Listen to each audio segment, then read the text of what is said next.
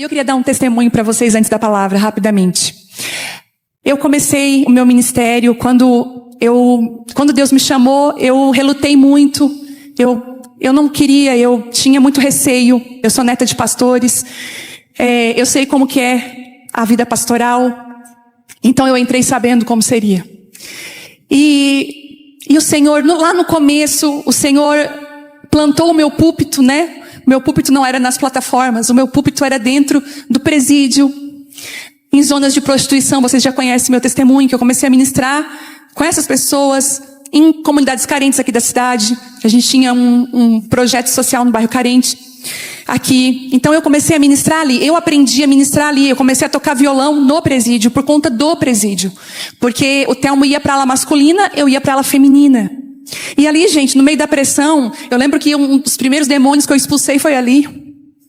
Eu lembro de um caso de uma mulher que ela assassinou um homem, arrancou a cabeça dele, jogou a cabeça numa caixa d'água. Isso foi muito famoso aqui na cidade.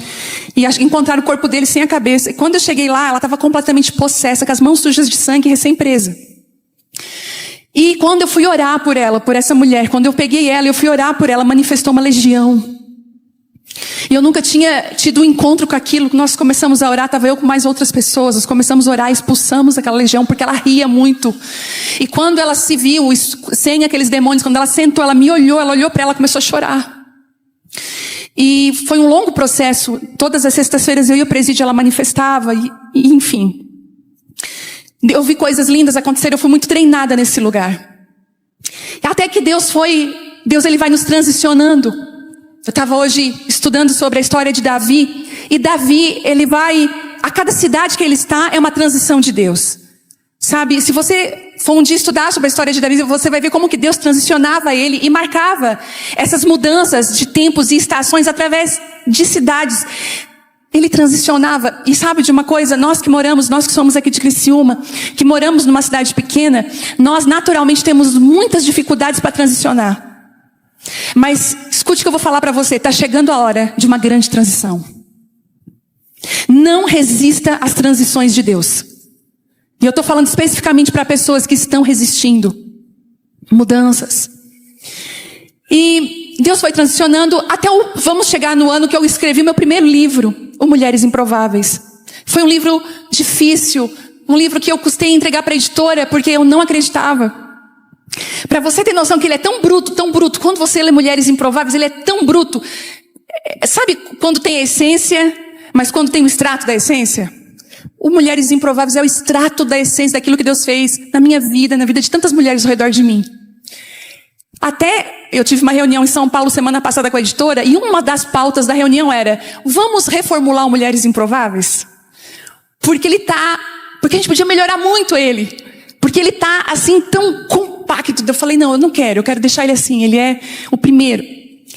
E aí eu comecei a distribuir muitos livros gratuitos também para mulheres que iam aonde? No presídio. Porque no presídio tem muita mulher improvável, que precisa ser encontrada. E eu comecei a doar caixas de livro para fulana, para Beltrana, que fazia trabalho no presídio. Até que um dia eu estava orando e o Senhor falou assim comigo: filha, eu comecei a me lembrar de que muitos homens e mulheres de Deus, eles começaram a transitar nas escrituras, até Esdras, que eu já falei sobre isso, por causa de leis. O Senhor falou assim: eu vou abrir uma porta para você no presídio. Porque quando aquelas mulheres recebiam o livro não fica na instituição, o livro fica com a mulher que estava presa e depois foi solta. Mas o que eu queria? A gente começa aqui, né, gente? Eu falei, então que em Santa Catarina, cada cela de presídio feminino ou de penitenciária de segurança máxima que nós temos, tenha um livro Mulheres Improváveis. Que a mulher, quando ela cai, ela presa, ela tem aquele livro para acessar. E aí eu fiz o pedido, Santa Catarina me deu ok.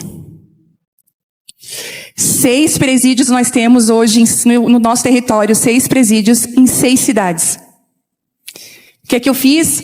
Fiz a quantidade de celas que tinha, a quantidade de mulheres por cela, e o livro, ele é da instituição, é do governo do estado, gente. A editora Vida nos abençoou para Santa Catarina, eles falaram, a gente vai doar tudo. Então, sabe, quando você compra da Editora Vida, você está comprando de alguém que está abençoando. E aí a Editora Vida mandou os livros para cá, e eu tenho o Casa de Isabel. Tem mulheres do Casa de Isabel aqui? Quem vai entregar, fazer a entrega com ofício? As alunas do Casa de Isabel. Eu contactei cada aluna do Casa de Isabel, de cada cidade, chamei elas para um grupo, e as entregas vão começar dessa semana para a próxima, porque precisa de um ofício para chegar lá e fazer a entrega na instituição. Só que eu fui um pouco mais longe. E se o Brasil todo tivesse esse livro? Todas as penitenciárias do Brasil. E eu falei, Telmo, e o Telmo foi atrás. Mandamos para Brasília 3 exemplares de Mulheres Improváveis. O nome da moça responsável pelo sistema prisional no Brasil, pelo que entra, o nome dela é Viviane. E Deus é maravilhoso. Ela já gostou, né? Poxa, mesmo nome. E aí ela leu todo o livro. E mais 2 pessoas leram. E para a glória de Deus, eu estava guardando isso. Para a glória de Deus. Foi aprovado em todo o território brasileiro.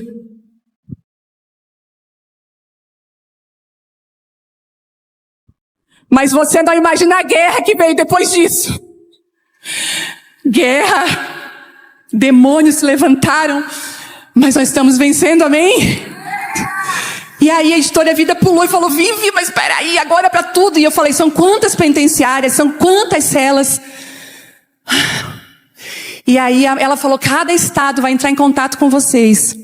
E vai fazer o pedido dos livros. E agora eu vou fazer agora nós vamos ter que produzir um livro especial com distribuição gratuita para ficar dentro da penitenciária.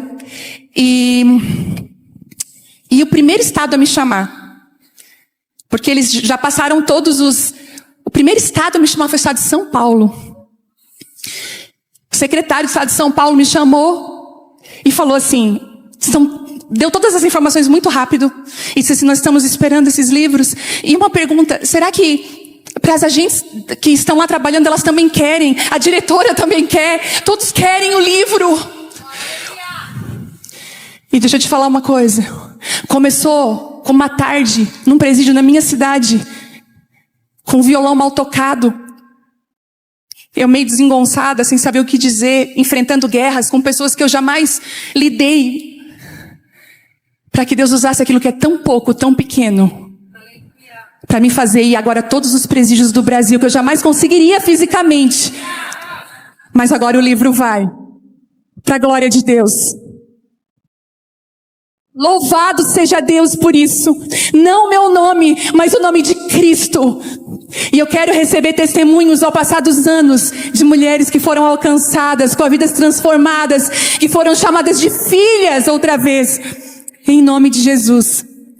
Então as mulheres do Brasil, que são alunas do Casa de Isabel, que estão próximos, e a gente vai entrar em contato assim que cada um deles nos chamar, nós vamos entrar em contato, e nós estamos fazendo a doação. Eu estou fazendo a doação desses livros, junto com a editora, e eu quero que vocês orem por isso, que vocês cubram a nossa casa com isso. Por isso. Vocês entendem onde a gente está alcançando?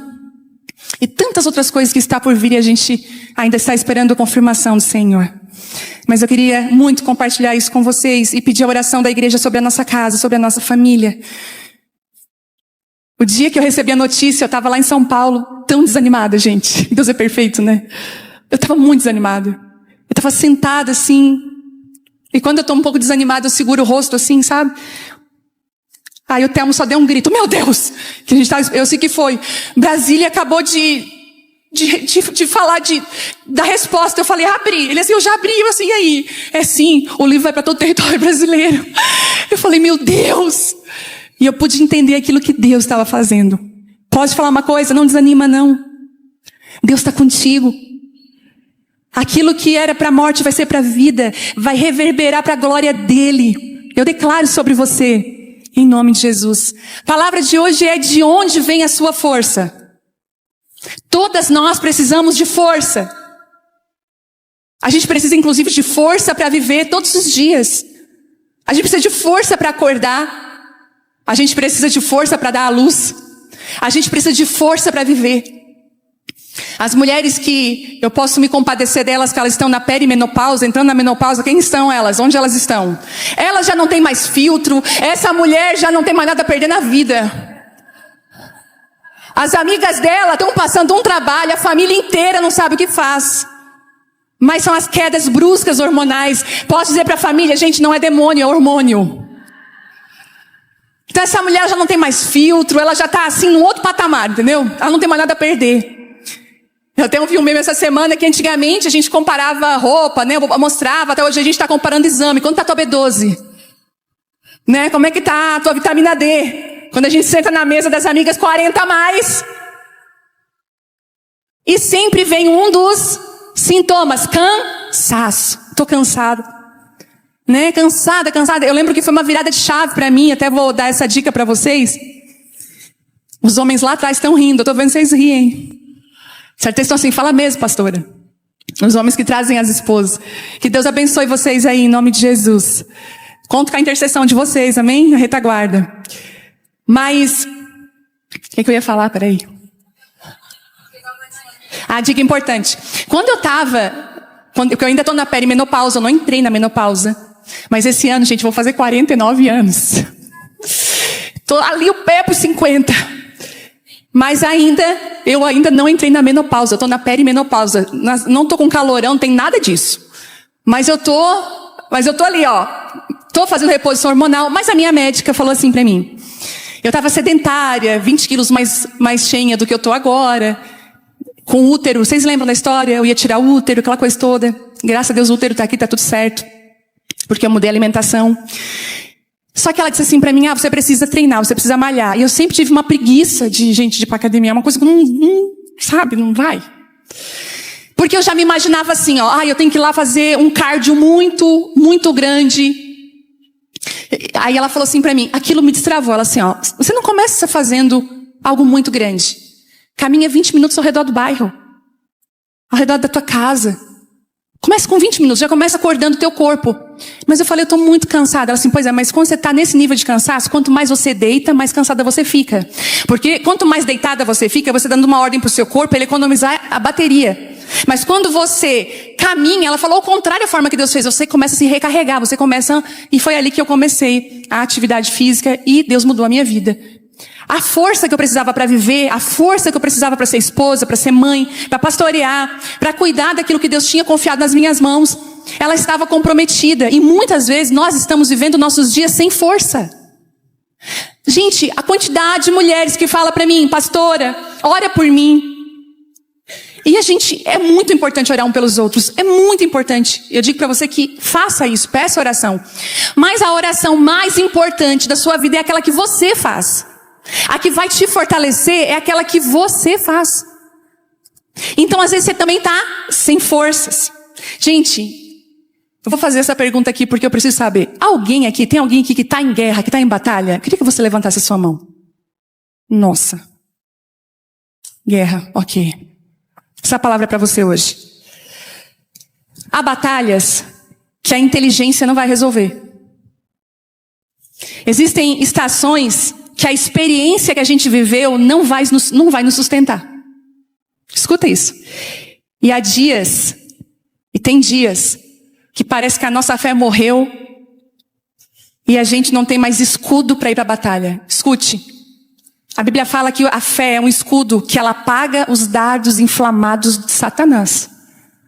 Porque a gente vai ser atacado o dia inteiro. Hoje a sua mente foi atacada. E sabe o que apaga? É o escudo da fé. Porque a fé não é aquilo que você está vendo. A fé é aquilo que você crê sem ver.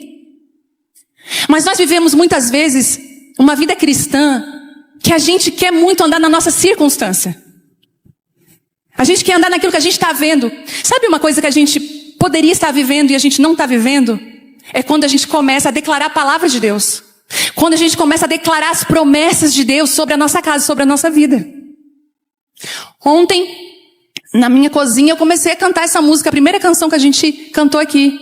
Quando estiver frente ao mar e não puder atravessar, chame esse homem com fé, só ele abre o mar, não tenha medo.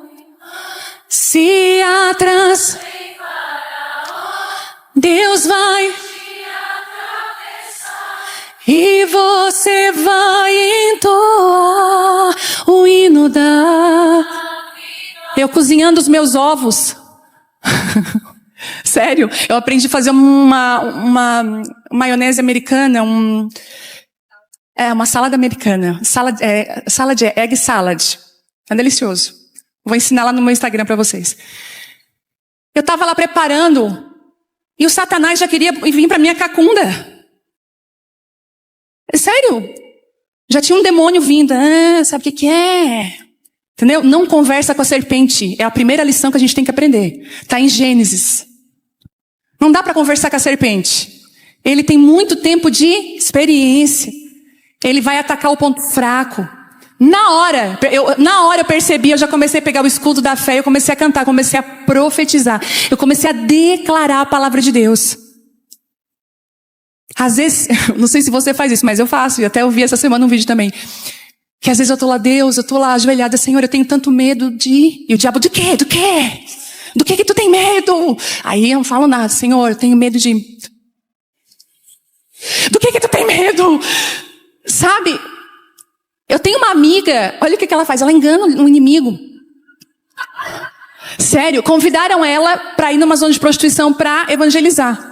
Na hora, uma pontada na cabeça dela, uma fisgada, e ela já teve um AVC, já ficou assim, na UTI, ela tem problema de coágulo. Na hora, o inimigo já botou na mente dela, vai te dar um AVC, não vai. Vai te dar outro. Você vai passar de novo. Ela percebeu que era um ataque, e ela começou a enganar. As duas meninas convidando ela falou, acho que eu não vou não. Não, gente, tá muito frio, eu tô cansada. E ela foi sentando no sofá e foi se cramunhando no sofá.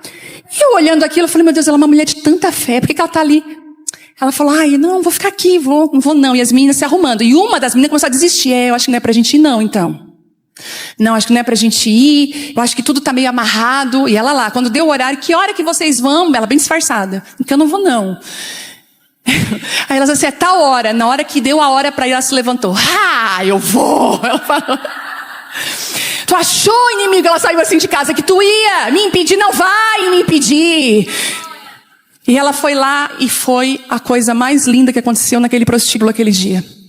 Então a gente tem que usar o escudo da fé. E é exatamente nesses momentos que a gente descobre de onde vem a nossa força. A força não vai vir de ti, querida, porque a gente é fraca. A gente desiste fácil. A gente já pensa assim, ai Deus, a gente é meio dramática. Senhor, eu sabia que isso não tinha nada comigo mesmo. Comigo é sempre assim, já viu? E o Senhor fica, ai meu Deus, até quando? E eu gosto sempre de falar isso, que nós precisamos agir por fé e não por... E é difícil, porque não vai dar vontade. Você vai lutar contra a sua carne. Que a sua carne quer que você se faça de coitadinha, que você fique amoitada, caída, e Satanás vem e monta. Você só faz isso aqui, ele pula. E você começa a glorificar o nome de Deus. E você começa a declarar as promessas de Deus para sua casa, para sua vida. E você se levanta em oração. Tem dia que a oração pode ser sentada, mas tem dia, gente, que a nossa oração é boca no pó. Você já fez essa oração boca no pó? Essa semana foi várias vezes.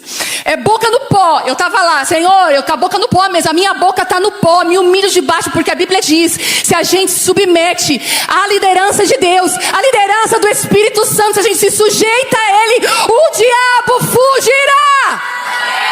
O diabo vai fugir.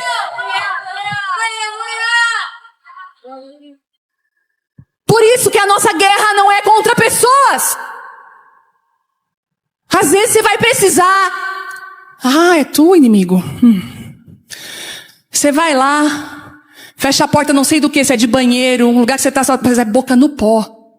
Aí depois você se levanta com autoridade, porque você se sujeitou à voz de Deus.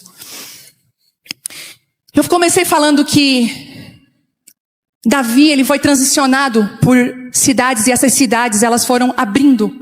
Gente, as nossas transições abrem na nossa vida novos níveis de autoridade, de amadurecimento, de graça.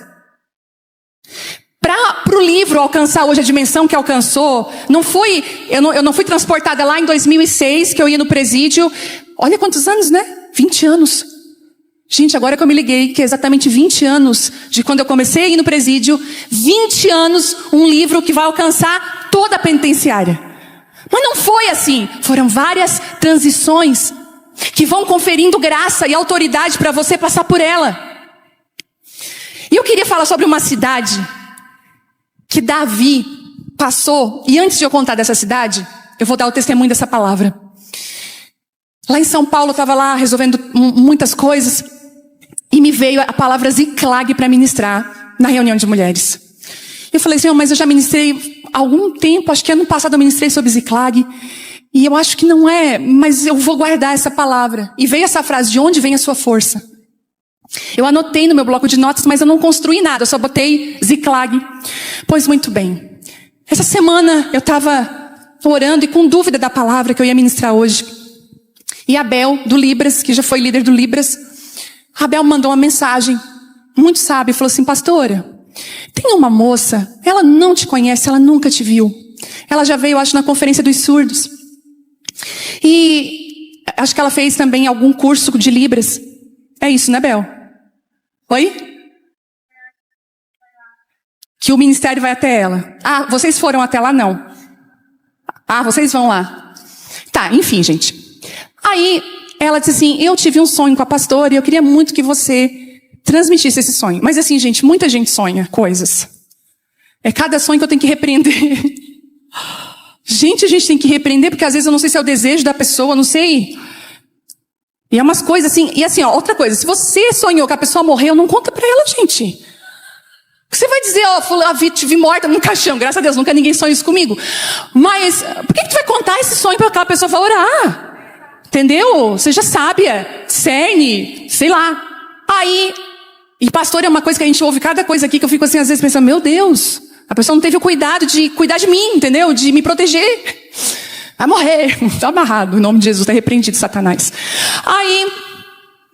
Aí assim, daí eu confesso que eu falei assim, aí a Bel foi sábia, Vivi, eu não sei se eu te mando sonho, porque eu não sei como é que tu tá, se tu quer ouvir, mas se tu me sinalizar assim, eu mando sonho.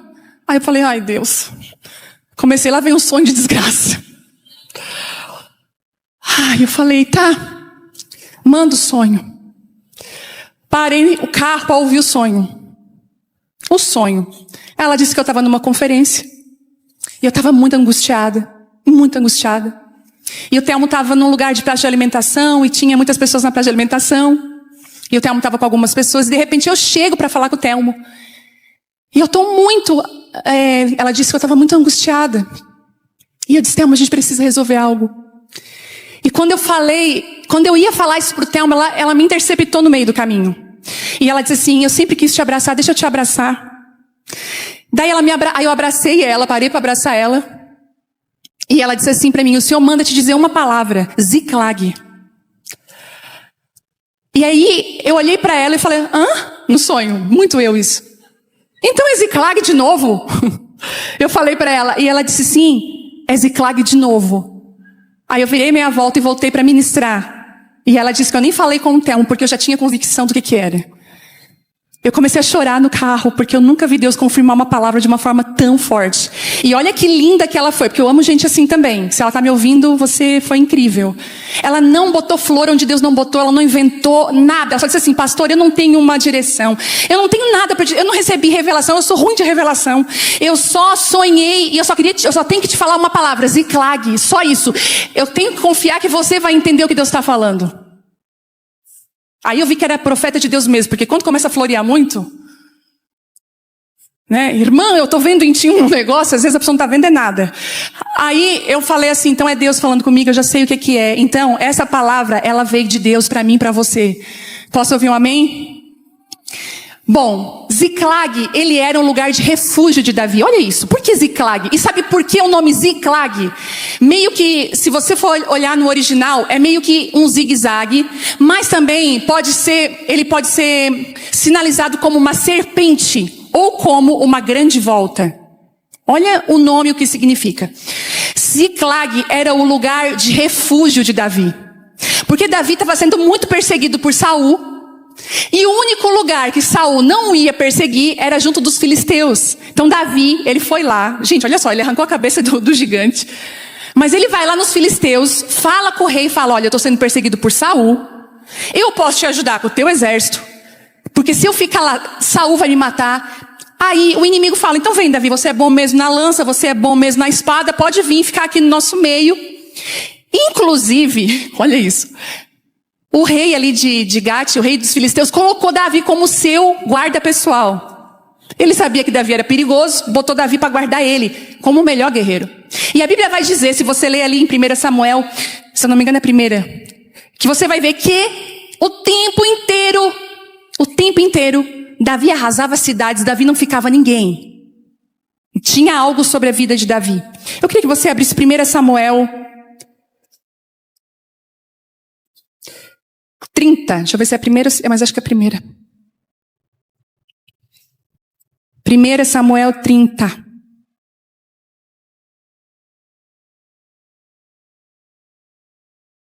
É. 1 Samuel 30. Ziclag era o lugar de refúgio. Aí sabe o que acontece? Aí o rei fala assim, não Davi, mora aqui no centro. Aí Davi falou assim, não, eu tenho mais de 600 homens com famílias, eu quero uma cidade para morar. Pode ser a cidade bem longe. Aí ele falou, vai para Ziclag. Ziclag era refúgio, porque em Ziclag Saul não atacava. Davi se sentia seguro em Ziclag. Davi estava cansado da perseguição de Saul. Saul não perseguia Davi apenas por medo. Saul perseguia Davi por inveja. Que é a pior perseguição que tem. Porque a inveja, ela é a mãe da maldade. A inveja é grávida, sabe do quê? De maldade. Porque quando uma pessoa ela é invejosa, ela tem requintes de maldade. Até no que ela fala, de como ela age. Então, ele estava perseguindo por maldade. Porque muitas pessoas, gente, maldosas, na verdade elas carregam um coração adoecido da comparação. Gostariam de viver aquilo que você está vivendo, carregar o que você carrega, ter a graça que você tem. Às vezes ter a beleza, às vezes ter o casamento, os filhos. Gente, a gente vê invejas doentes. Doentes. E como muitas vezes não conseguem, elas tentam destruir aquilo que não podem produzir. Então o prazer dela não é que ela tenha, que você não tenha. Isso é inveja.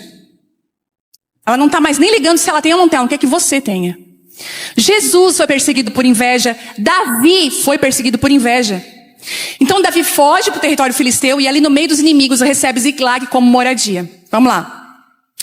1 Samuel 30, versículo 1. 3 dias depois, quando Davi e seus homens chegaram à cidade de Ziclag, viram que os amalequitas haviam invadido o Neguebe e atacado Ziclag.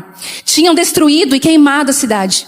Não mataram ninguém, mas tomaram como prisioneiras as mulheres, as crianças e os demais foram embora. Quando Davi e seus homens viram a cidade queimada e se deram conta do que havia acontecido com suas mulheres, seus filhos e suas filhas, eles lamentaram e choraram em alta voz até não aguentar mais. As 2 esposas de Davi foram capturadas. Davi ficou muito aflito, pois os homens estavam amargurados por terem perdido seus filhos e filhas e começaram a falar em apedrejá-lo. Mas Davi encontrou forças no Senhor, seu Deus. Até aqui. Depois eu continuo. Ziclag também era um lugar estratégico. Ali Saul não alcançaria. Saul não queria enfrentar os filisteus para capturar Davi. Deixa eu falar uma coisa para você. Existem alguns lugares que nós vamos acessar na nossa vida que eles são temporários. São refúgios, mas são refúgios temporários. Talvez você está numa Ziclag que você chama de lugar perfeito. Que você diz, gente, daqui não saio mais não. Que lugar maravilhoso. Que lugar incrível. Uma cidade pequena. Olha as pessoas que estão aqui. Mas existe um dia que Deus vai permitir que a sua Ziclag seja queimada. Um dia, Deus vai permitir que o seu lugar de refúgio seja queimado. Hoje eu visitei uma Ziclag minha. Quando eu fui no velório de Joaquim, o velório de Joaquim foi num bairro muito especial para mim. Daqui dessa cidade, o bairro do Rio Maina. Tem alguém do Rio Maina aqui? É um bairro que eu amo muito. Eu tenho muitas memórias desse bairro. Porque foi naquele bairro que Deus levantou uma mulher para discipular meu coração.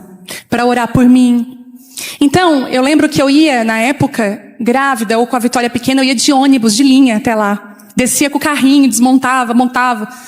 E hoje, quando eu passei por aquelas ruas, o GPS me mandou estrategicamente pelas ruas que eu acessava, antigas do Rio Maina, para chegar até a capela do velório do Joaquim. E eu já fui me debulhando em lágrimas, de saudade. da Marli, que foi a pessoa que me discipulou. E eu fui lá e consolei a Camila, fiquei ali, abracei. E quando eu saí de lá, eu saí assim, quando lá em Ziklag, no meu lugar de refúgio, eu podia passar lá agora rapidinho, na casa dela ia ter uma rosca desse tamanho, porque a família dela é do Braço do Norte, tem gente do Braço do Norte aqui também. Aquelas roscas que compra, que vocês têm, uma rosca enorme, aí compra a rosca, a nata e o pão de milho. E o que acontecia? Sempre tinha esse tipo de café na mesa dela. Aquela rosca, e tinha a nata feita na hora e o pão de milho. Só que eu peguei o carro, passei na frente da casa dela e eu entrei como quem entra para dentro da casa dela, entrei na garagem deles. E ali eu me debulhei. Eu falei, meu Deus, a minha Ziklag não tá mais. Porque em 2021, por conta do Covid, Deus levou ela. Ela tá lá com o Senhor. E eu comecei a chorar. E eu falei, como eu queria o meu lugar de refúgio hoje, Pai. Eu não queria um colo. Tem dias que você não precisa de um colo. Você precisa de alguém que pegue a espada junto com você, te encoraja e te manda para a batalha. Porque chorar no meio da guerra, às vezes é ser morto pelo inimigo. E eu chorei naquele portão. Chorei que me acabei. Quando chorei tudo que eu tinha que chorar, eu tenho que ir lá preparar a palavra. Isso já era quase 4 horas da tarde. Eu sabia o que eu ia ministrar, mas eu não tinha preparado. Quando eu tô lá chegando em casa, a minha vizinha de frente, que eu moro num prédio, minha vizinha de frente, falou assim pra mim, Vivi, deixei um cafezinho separado lá na tua mesa. Mandei, entreguei. Eu falei, tá bom, obrigada. Eu falei, olha, Deus providenciou um café pra mim. Eu achei que era uma cesta com flores. Porque às vezes a gente acaba ganhando muito isso, chocolates e bolos e tal. E aí, quando eu chego, vocês não vão acreditar o que tinha em cima da mesa. A rosca gigante, a nata e o pão de milho. E o Senhor falou assim pra mim, tocar o fogo na tua Ziklag. Mas aquilo que você comia, eu ainda te alimento. Não olha para o que tu perdeu, olha porque eu estou te dando hoje. O diabo quer colocar os teus olhos no que você não tem mais, mas eu quero colocar os teus olhos naquilo que eu estou te entregando agora. Eu falei, G, bota a rosca na mesa, senta comigo, porque hoje nós vamos comer. Eu e ela chorando, engolindo. Eu não estava nem com tanta fome, mas aquela rosca, com aquela nata, que eu tenho intolerância à lactose, mas não fez mal. Eu vou dizer para vocês, com aquele pão de milho, eu comia chorando da fidelidade de Deus. Porque eu quero dizer essa palavra para você, não olhe para o que você perdeu. O diabo quer destruir a sua vida, botando seus olhos naquilo que você não tem mais, que tocaram fogo no seu refúgio, que acabaram. Escuta, você está se sentindo sozinho, abandonado. Deixa eu te falar uma coisa, o alimento que Ele te deu lá atrás, Ele vai continuar te entregando. O cuidado de Deus ainda está sobre a sua vida. Deus, Ziklag era lugar de refúgio, lugar de descanso, lugar de segurança emocional, lugar que Davi podia baixar a guarda. Saul não vai jogar a lança dele aqui em mim. Não é o lugar ideal, mas lugar de segurança. Mas Deus permitiu que Ziklag fosse atacada, e isso aqui é tão profundo, sabe por quê? Porque às vezes Deus permite que até o lugar do nosso conforto seja abalado. Essa palavra é quando Deus queima a tua Ziklag. Quando aquilo que você chamava de refúgio e segurança, Deus bota fogo, Deus permite. Deus fala, não tem mais Ziklag. Sabe por quê? Sabe por quê? Porque, filho, Ziklag não é lugar onde você vai ficar, eu quero te transicionar. Por isso que está doendo tanto, por isso que muitas de vocês estão aqui hoje. Então assim, eu estou meio perdida, parece, eu não sei. Está estranho, os dias estão estranhos, concordam comigo? Os dias estão muito estranhos. Parece que algumas coisas não fazem mais sentido. Tem coisas que você gostava de fazer, agora você olha para aquilo e diz, eu viveria tranquilamente sem isso, não faz mais sentido para mim. Isso não é loucura, isso não é surto coletivo, Deus está fazendo algo conosco, Ele está nos transicionando, Ele está nos mudando. Sabe quando que você vai encontrar a maior unção da sua vida, o maior favor de Deus na sua vida? É quando você está sendo esmagada.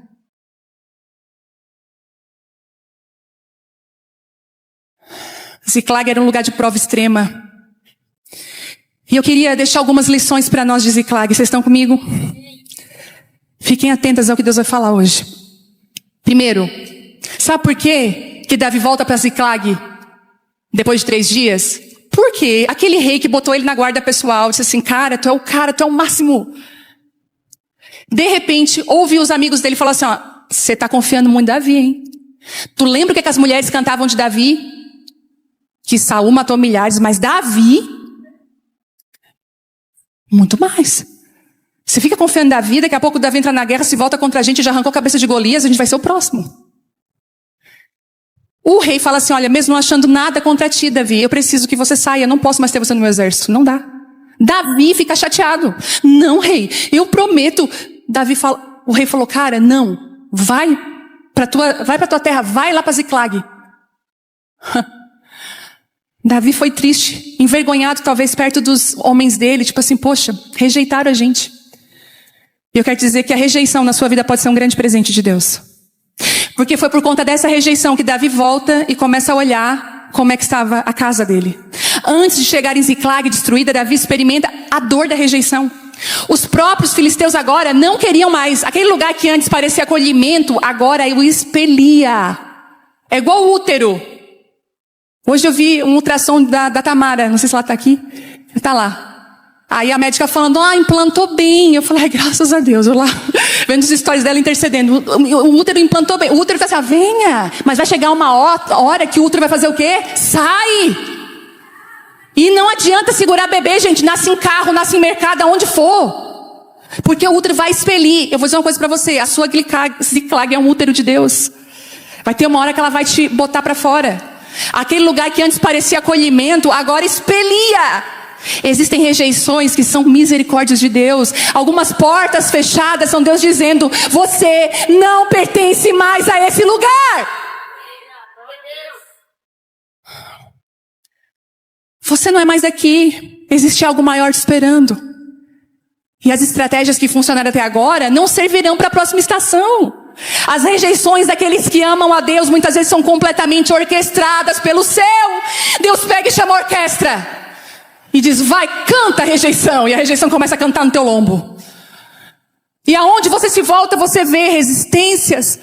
É o Senhor falando, filho, filha, chegou a hora. Porque há lugares em que se você fosse muito celebrada, você jamais sairia daquele lugar. Eu não quero ser muito celebrada onde Deus não me quer. Eu prefiro ser rejeitada, mas viver o propósito do Senhor. O aplauso dos homens e o que os homens falam muda, gente.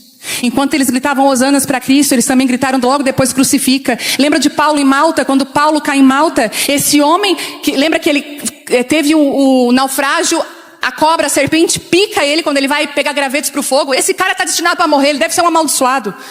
Aí não acontece nada com ele, ele não morre, ele é um Deus.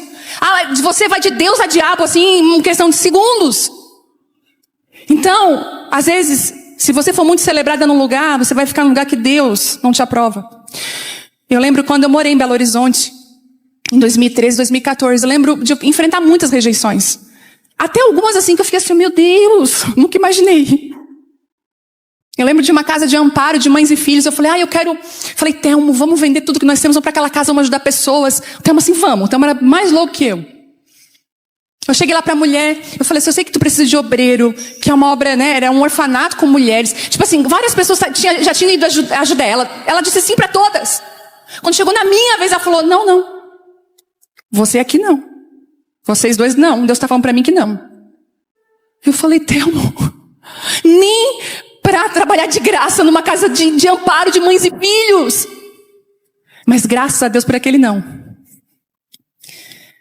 Porque aquele não nos impulsionou a voltar. E eu nunca falei isso para vocês. Quando a gente estava lá transferido em Belo Horizonte, acho que eu nunca falei. Só um general poderia transferir a gente de volta para Criciúma. Só que o general não falava com o terceiro sargento. O Telmo era terceiro sargento. Para falar com o terceiro sargento, tinha que falar com o tenente ou o coronel. Tinha que ser oficial. E ele não conversava. Pois bem, um dia um general chamou o Telmo e falou assim, vocês nem vão acreditar, ele só disse assim, Martinello, o que você precisa? O coronel levou um susto. Aí o Telmo se encorajou. Eu queria voltar para minha terra. Eu sou de Criciúma, aqui tá difícil. Quer voltar para tua terra, Martinello? Florianópolis serve? Quase, hein? Daí eu tava assim, não, eu quero Criciúma. Criciúma que é difícil, nós temos o 28 GAC aqui, não é tão fácil essa transferência. Martinello, Qual é o teu número, Martinello? Telmo deu o número. Ligou. Vamos esperar. Em um mês nós estávamos transferidos aqui. E quando a gente chega aqui, Abba, Pai, nasce. Algumas rejeições são presentes de Deus. Há despedidas que parecem perdas, mas são impulsionamento do céu. Posso ouvir um amém? Segundo, cuidado com os ataques oportunistas. Eu vou repetir. Cuidado com ataques oportunistas. Existem ataques que não vêm quando a gente está forte. Eles vêm quando nós estamos cansados e fracos.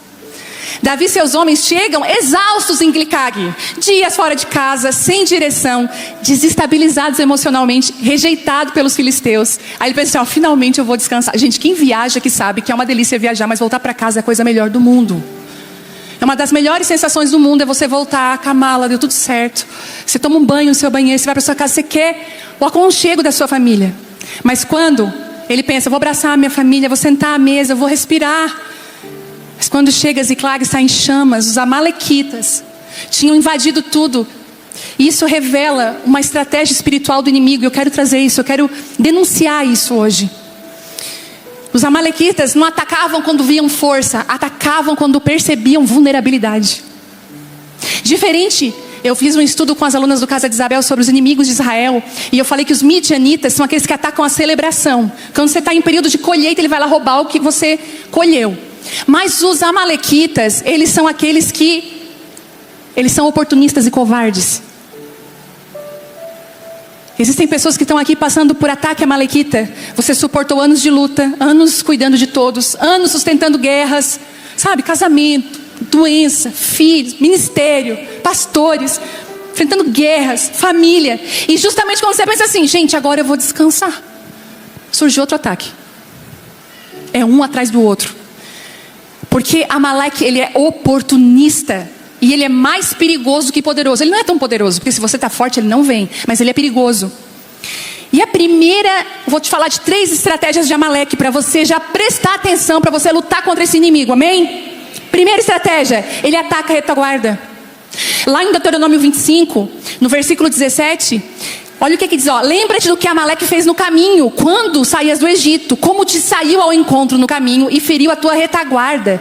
Todos os fracos que iam atrás de ti, estando tu cansado, afadigado, e não temeu a Deus. Será, pois, que quando o Senhor teu Deus te tiver dado o repouso de todos os teus inimigos em redor, na terra que o Senhor te deu, te dá por herança para possuí-la, então apagarás a memória de Amaleque debaixo do céu. Quando o povo estava saindo lá, já estava cansado o faraó. Você imagina, já tinha morrido os primogênitos, já tinha passado 10 pragas. Tu imagina, psicologicamente, hoje a gente pensa, como é que não estava aquele povo? Indo, aí as mulheres, e eu amo isso, eu estudo sobre isso, como que Israel andou no deserto. E a imagem de Israel andando no deserto, não é nem a imagem, mas o desenho e o formato, a estratégia era como se fosse uma águia. Como meu marido ficou muitos anos no exército, eu sei como que o exército se movimenta. Ele tem a infantaria que está na frente, tem os artilheiros, a cavalaria, tem a engenharia, comunicações. Então são armas que compõem. Israel foi todo organizado, os da frente os guerreiros mais fortes, nas laterais aqueles que guardavam, mais os fracos, as mulheres grávidas, as crianças.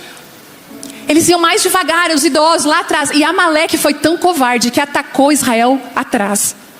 Então ele vai atacar a sua retaguarda. Amaleque ataca os cansados, os fracos, os atrasados na caminhada. Sabe aquela pessoa que está sempre atrasada? Cuidado. Israel estava saindo do Egito traumatizado, havia caos, desorganização, e Amaleque observou a vulnerabilidade. Às vezes a gente vence grande batalha, mas a gente está muito esgotado. Então Amaleque vai lutar na retaguarda. Ele vai botar uma doença num filho. Ele vai pegar aquilo que a gente às vezes não conseguiu proteger. Segunda estratégia, ele põe dúvida. Lá em Êxodo 17, ele vai... Gente, é impressionante.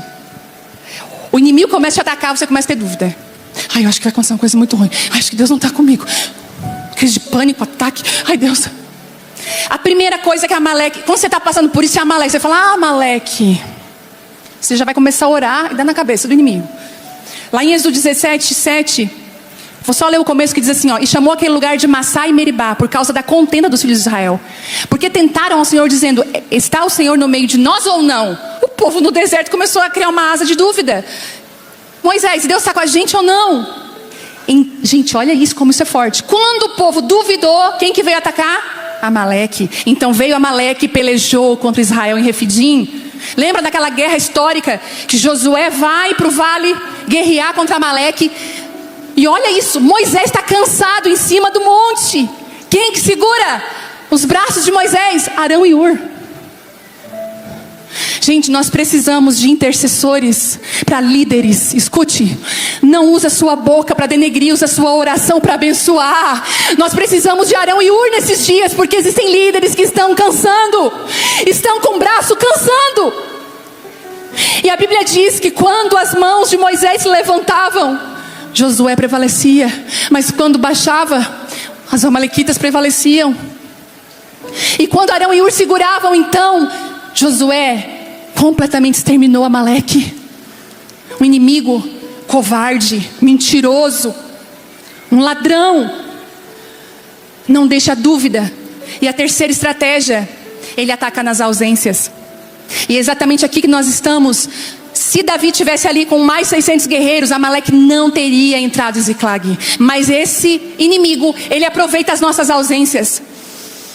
Não havia oposição, somente, quem que ele levou? Mulheres e crianças, os homens não estavam lá. Ele levou as mulheres e as crianças, isso é muito sério, o inimigo gosta das ausências. Na ausência do casamento, na ausência na vida dos filhos. Gente, pelo amor de Deus, não deixe o seu filho trancado dentro do quarto com o celular dele. Não seja ausente. Sabe o que está matando o relacionamento? A ausência. E nós estamos nos ausentando completamente dos nossos relacionamentos. Nós estamos ausentes. E é onde Amaleque ataca. A ausência no casamento, a ausência emocional, você não se importa mais com o que o outro está sentindo. Ausência. A ausência espiritual, a ausência no ministério, a ausência dentro da própria casa. Quantas vezes alguém está presente fisicamente, mas ausente? Ela não está com você. E se Davi tivesse em Ziclag com seus homens, talvez a invasão não tivesse acontecido. Porque Amaleque evita o confronto. Hoje é dia de a gente se arrepender das nossas ausências. De a gente estar em guerra se Deus não chamou a gente para estar. Eu já vi muita gente, e eu vou falar isso, lutando guerras de pessoas, sendo que a sua casa sendo saqueada. Vá para sua casa. Vá para sua casa. Davi passou por algo que para mim acho que foi muito difícil para ele. Eu sou uma pessoa que eu prezo muito pelos relacionamentos. Eu amo o relacionamento. Eu amo pessoas. Amo gente. Eu amo e admiro as pessoas. E eu amo admirar as pessoas. Eu gosto das peculiaridades de cada pessoa. Eu celebro isso. Eu amo ver as pessoas bem. Se eu sei que alguém do meu lado tem um sonho de algo, se eu puder participar do sonho, eu quero estar participando, eu quero fazer. Eu gosto de ver as pessoas felizes. E eu amo pessoas. Amo. Muito. Amo e protejo o grupo de louvor aqui, as pessoas que andam comigo. Eu tenho um instinto de proteção, de cuidado. Mas deixa eu te falar uma coisa, no meio de uma dor, às vezes Deus vai aproveitar uma oportunidade para os corações que sejam revelados. Às vezes Deus vai permitir algumas situações para que o coração das pessoas que estão ao seu redor se revelem. Apesar de eu amar, eu também não vou. Eu acho engraçado quem pede amor. Eu não peço amor, eu acho que o amor tem que ser voluntário. Ou você ama ou você não ama. Esse negócio de dizer, você não fez isso, você não me ligou, você não me convidou, nunca vai sair dos meus lábios. Mas o coração são revelados quando Davi chega e vê a destruição. Seus homens choram até perderem as forças, gente. Você imagina, os filhos, todos. As mulheres, as casas. Gente, a gente lê como uma história, mas pensa bem. Tudo queimado, que foi construído. Então acontece algo mais doloroso. Davi começa a perceber que eles começam a cochichar e falar, nós vamos apedrejar esse Davi, porque foi por causa dele, da liderança dele, que a gente perdeu tudo. A culpa é dele. Os amigos revelam o coração. A dor, ela vai começando a expor estruturas internas, coisa que já estava ali. Não vem dizer assim pra mim, ó, não, sabe por que aconteceu? Por que eu te chamei daquilo? Foi porque o outro falou aquilo. Não, gente, já estava no teu coração, só foi revelado. Pra mim não tem esse negócio assim, ó, ai, sabe por que eu roubei? Porque, ai, tava lá, né, 1 milhão. Não, gente, é porque já tinha o espírito de ser ladrão. Porque pra mim quem furta uma caneta e furta 1 milhão, pra mim é a mesma coisa. É só muda a oportunidade. O dinheiro, a internet hoje, a gente vê, né, um linchamento, a gente vê esses linchamentos. Porque a internet está acabando com as pessoas. Não, gente, ela só está revelando o que está nos corações. Ziclag queimada só revela. E a dor vai expondo. E no momento em que Davi mais precisava encontrar força nas pessoas, porque, gente, quando a gente não está bem, o que a gente faz? Fulano, não é? Eu não sei você, mas eu quero olhar para alguém e alguém me fortalecer, alguém me ajudar. Davi olhava e via ódio neles, raiva. Porque há estações em que Deus permite que até os apoios humanos falham. Sabe por quê? Para que você busque a força no lugar certo. Para te ensinar que existe uma força mais profunda, uma força maior. Porque às vezes quem está ao redor não vai ter remédio para curar a tua ferida, é só Ele. E aqui eu entro na nossa palavra. De onde vem a sua força? A de Davi. Diz claramente, Davi encontrou forças aonde? No Senhor. Ele fez assim, eu não tenho para onde correr.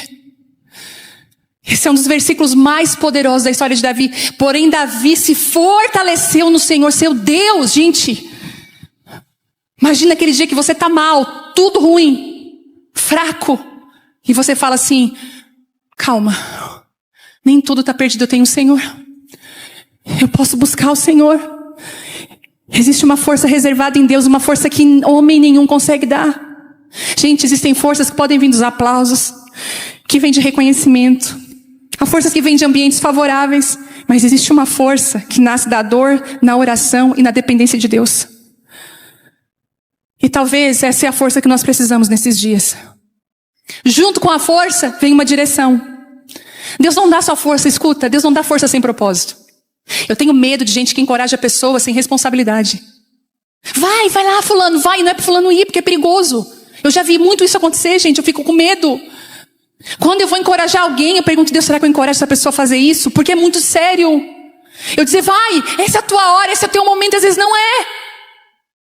A força do homem, ela pode vir debaixo de manipulação, até de interesse, mas quando Deus te dá força, Ele já te dá o destino para a força. Ele não te dá a força sem saber para onde você está indo. Deus não te dá força sem propósito. A força de Deus sempre vem acompanhada de direção. Então Davi tem uma sacada na hora.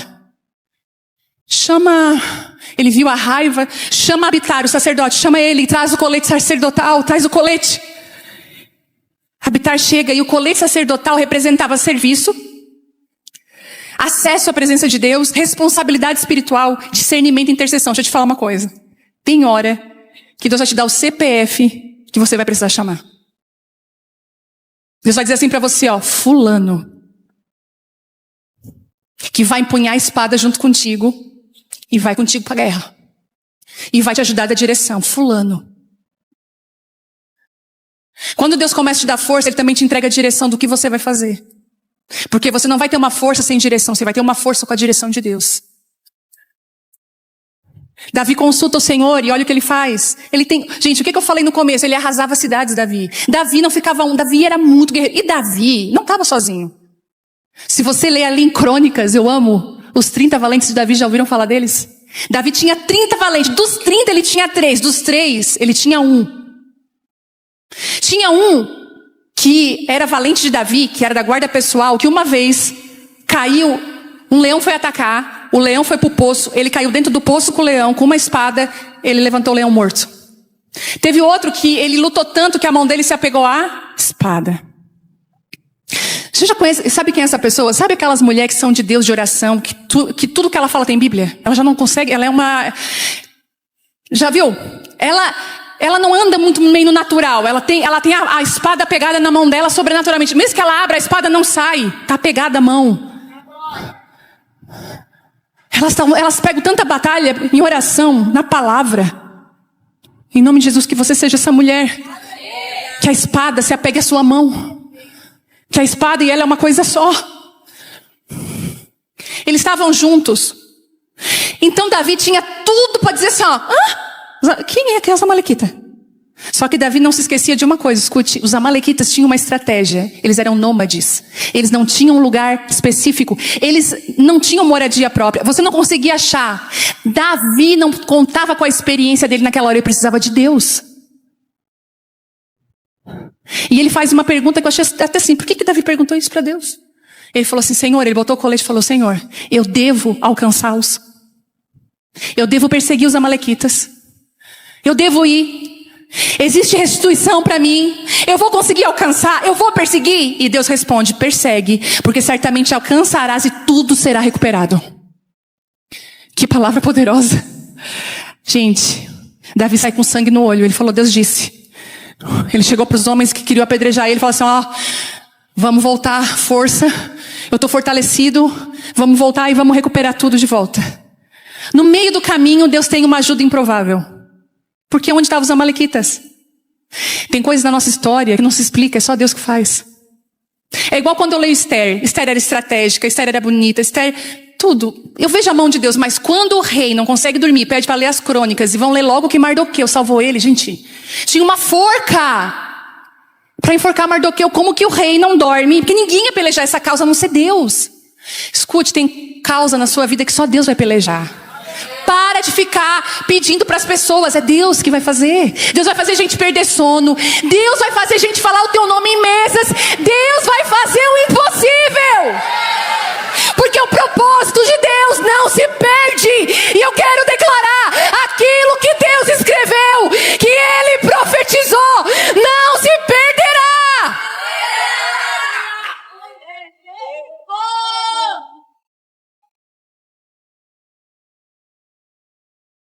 Davi está indo, mas não sabe para onde vai. Senhor, o Senhor disse que eu vou alcançar. Ele vê um egípcio perdido. Vem cá, cara, vem cá. Morto de fome, 3 dias sem comer, o que foi? Eu estava naquele bando lá do Amaleque. Você estava? Me diz onde é que eles estão. Promete que não vai me matar, prometo. Existem alianças que você faz no meio da guerra. Que você faz promessas. No meio da guerra. Deus vai te dar aliança no meio dessa guerra, tá? De pessoas que você desprezaria facilmente. Mas porque você está em apuros, você vai fazer aliança. Porque Deus sabe a forma de quebrar a gente. No caminho da restituição, Davi encontra um egípcio abandonado. Justamente alguém provável, se torna peça-chave para localizar o inimigo. Tudo, né? Orquestrado por Deus. Isso nos ensina algo. Quando Deus restaura alguém, Ele coloca pessoas estratégicas no meio do caminho. Abre bem o teu olho. Deus já colocou pessoas estratégicas no meio do teu caminho. Que sabem onde está o inimigo. Você está meio perdido. Deus, eu não sei onde ele está. Vou te mostrar. E quando Deus decide restaurar alguém, ele coloca essas pessoas, gente improvável, conexões inesperadas, auxílios que não estavam no plano. Isso aqui é que Deus faz? Davi encontra eles. As crianças, as mulheres e tudo que Davi tinha foi recuperado. Nada se perdeu. Muito pelo contrário. Eles ainda tiveram o quê? Despojos. Pegaram tudo, arrasaram Amaleque. Deus restituiu tudo. E quando Deus restitui tudo, Deus começa a transformar a dor em estratégia. Porque quando Deus restitui tudo, teve até uma questão de que 200 não foram para a guerra, ficaram, enfim. Davi fez questão de dividir igual os despojos. Mas Davi fez mais. Davi estava no momento de transição. E agora deixa eu te dar uma chave aqui. Davi estava em Ziclag temporariamente. Davi, ele pega parte daquilo que ele ganhou e ele manda de presente para cada líder em Israel. Deus me deu vitória contra os amalequitas e eu estou te dando um presente. Sabe por quê? Porque a honra abre portas. Escuta o que eu vou falar para você. Quando você honra, as portas são escancaradas.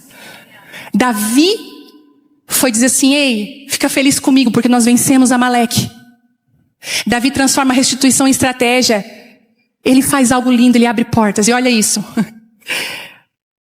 E Davi, por último, estava numa transição e não sabia. Porque ali, Saul estava no mesmo momento numa guerra. Saul foi morto. Aquele que o perseguia já não mais estava vivo. E agora, Ziclag, que estava queimada, não precisava ser reconstruída. Porque já não era mais o lugar que ele ficaria. Dali, Davi é transicionado para uma outra cidade. 1 ano e 4 meses. o tempo de Ziclag, mas Deus estava encerrando aquele ciclo, porque Ziclag nunca foi destino, era apenas esconderijo temporário. E há momentos em que Deus permite que algumas estruturas queimem, porque elas já não comportam o próximo nível do propósito de Deus na sua vida. Deus permitiu que Ziclag fosse destruída para que Davi voltasse a consultá-lo profundamente. O ataque reposicionou Davi, a dor o realinhou, o incêndio trouxe de volta a dependência. E talvez algumas coisas estejam queimando porque Deus está encerrando ciclos de sobrevivência na sua vida e te dando instruções de governo, de mudança. Porque logo depois de Ziclag, sabe o que vem? O trono. Às vezes Deus queima o refúgio para nos levar para o reino. Essa é a palavra. Eu não sei se ela te pegou de jeito, mas para mim ela foi flecha. Eu cheguei do velório 4 da tarde, comi a minha rosca, que foi a minha comida que Deus me deu. Da minha antiga Ziclag. Após comer a rosca, pensei, vou passar mal. Não passei. Fui para o escritório e a palavra como download do céu começou a descer para mim. Eu quero dizer uma coisa para você, não subestime aquilo que Deus pode fazer através da sua vida e na sua vida. Você está em guerra, o Espírito Santo está te falando, ei, pega as estratégias. Eu quero, através de você, te transicionar. Talvez você vai transicionar uma linhagem inteira. Raabe fez só uma decisão, ela mudou a história da família dela. Eu quero dizer para você que a sua decisão muda a história da sua família. Eu queria que você ficasse de pé. Quando o diabo pensa assim, agora eu acabo com ela. E Deus fala, não acaba não, agora eu dou mais graça, mais unção e levanto ela com mais autoridade. É assim que Deus faz. Esse é o nosso Deus. O inimigo pensou essa semana que ia acabar com a tua vida. Mas Deus se levantou no trono de glória.